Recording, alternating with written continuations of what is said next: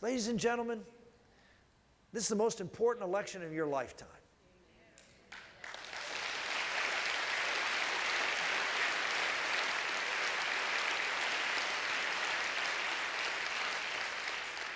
We can talk about a whole host of issues.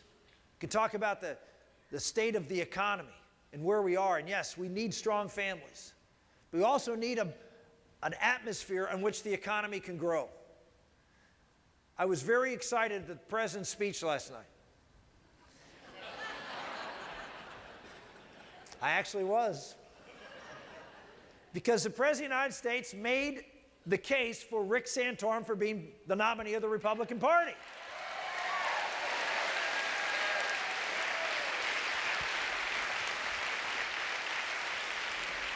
What did the President lead with? Now remember, we all know this was a purely political speech. This was a speech designed to go out and after different voter groups that he thinks are key for him to win the election. We all agree with that? Okay, what was the first voter group he went after? The one he spent the most time on?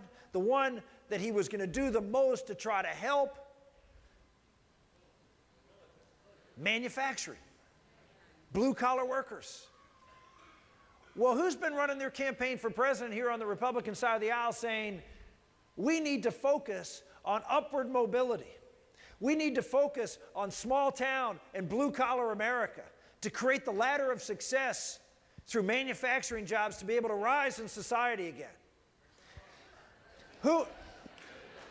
Whose plan was called by the Wall Street Journal supply-side economics for the working men?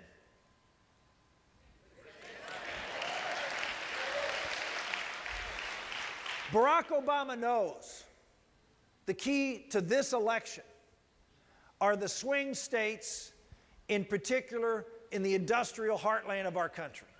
The Reagan Democrats, those blue-collar Democrats who swung for Reagan and provided a 49-state victory. Those are the folks who are being disaffected by policies that are crushing the manufacturing and processing sector of the economy through regulation and taxation, through environmental policy that is destroying the ability to make things in this country, to produce energy, to keep those energy prices down. He knows his policies are destroying and making it difficult for those folks to get employment.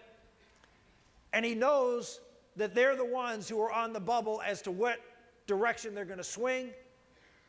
He also knows that these folks, for the most part, don't agree with him on some of the core values issues. I come from southwestern Pennsylvania. I grew up in... Any Steeler fans in here? All right, we got a few. All right. Steeler Nation. Anyway, oh, come on now. But I come from southwestern Pennsylvania. I'm the grandson of a coal miner. I grew up in a steel town, as Chris talked about earlier. I lived on a VA post in an apartment, public housing. It was a great place to grow up. I grew up with veterans, grew up with folks who worked in the mills. This is my heritage. This is where I come from. This is who I am, and I'm very, very proud of it.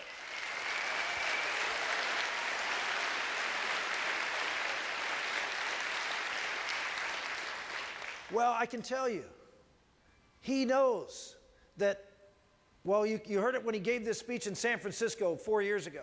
You may remember it. It was in one of those private meetings where there was supposed to be no audio equipment or no cameras, and someone recorded. This was right before the Pennsylvania primary. And what did he say? He said he's worried about losing Pennsylvania because of all those people who cling to their guns and their Bibles.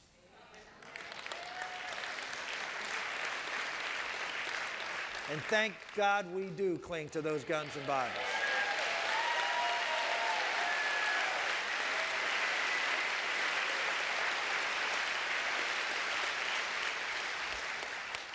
We cling to those guns to protect our rights, and we cling to our Bibles to remind us where those rights come from.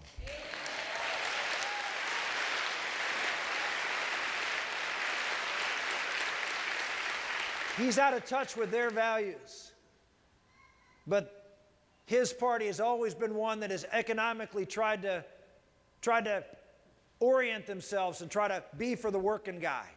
Not anymore. He's for the Wall Street guys. He's for the big bailouts. He's for Dodd-Frank that's going to keep those big banks going. He's for Wall Street. He's for the radical environmentalists who have shut down now the Keystone Pipeline that would create a lot of blue-collar jobs in this country. He's doing everything through the Environmental Protection Agency and a whole host of other national labor relations to crush job creation in this country for the very folks who have looked at the Democratic Party for years, like my grandfather did, to look after their interests. They don't anymore. They don't. We need to be the party that says to each and every one of those folks who agrees with us on the basic values of our country that conservatives and Republicans want to create an economy, want to create an atmosphere for where the economy that employs folks who want to work with their hands and their minds to be able to succeed and rise in America. And that's why the president started out talking all about manufacturing. Who does that tell you? What does that tell you he's most worried about? What kind of candidate would be the biggest threat to him? What kind of candidate would go out and talk to those voters on a values level, talk to them about the work and the opportunities that we're going to create as conservatives? And now they can vote with both their heart and their mind and their pocketbook for a Republican nominee who can defeat Barack Obama.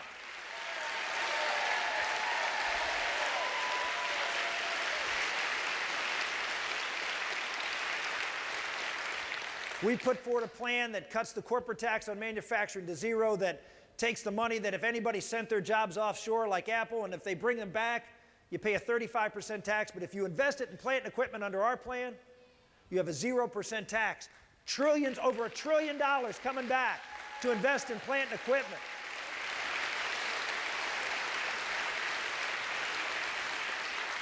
We've cut all the tax rates for corporations in half, other than manufacturers and processors. Make it simple. There's another key thing. The engine of growth in America is small business. And whether it's taxation or regulation, the bigger the government gets, the more complex it gets, whether it's Obamacare, which must be repealed, by the way.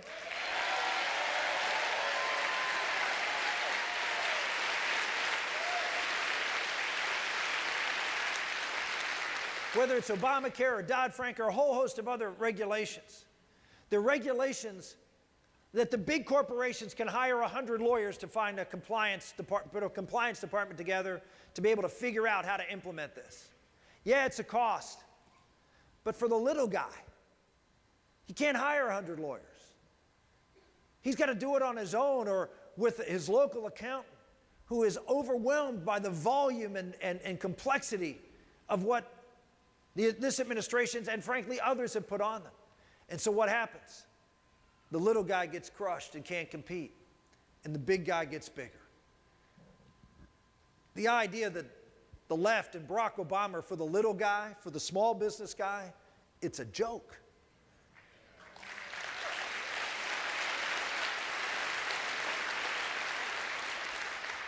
Remember this, and it is an absolute truism.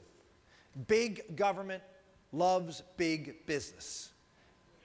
And the reason big government likes big business is because when you concentrate a business sector in one or two or three big companies, it's much easier to dictate to them how to run their business.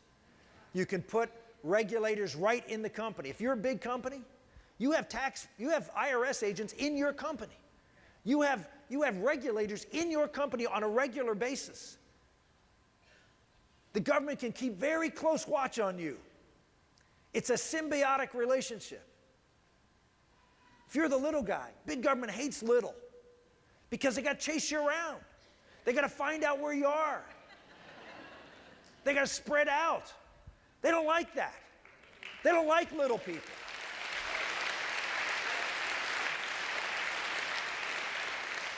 And by the way, the big guys don't like little either. They don't like innovation. They don't like people nipping at their heels and making them do things that the big behemoths don't want to do. The Republican Party used to be, years ago, the party of big business. It is no longer, and in my hope and dream, it will never be again. It'll be the party of the people, the party of the small business, the working men and women of this country, families, communities. That's the future.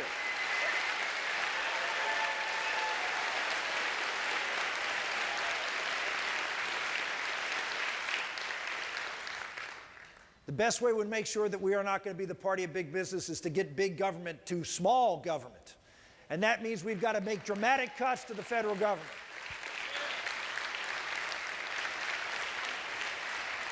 I put the boldest plan out there to cut $5 trillion over 5 years.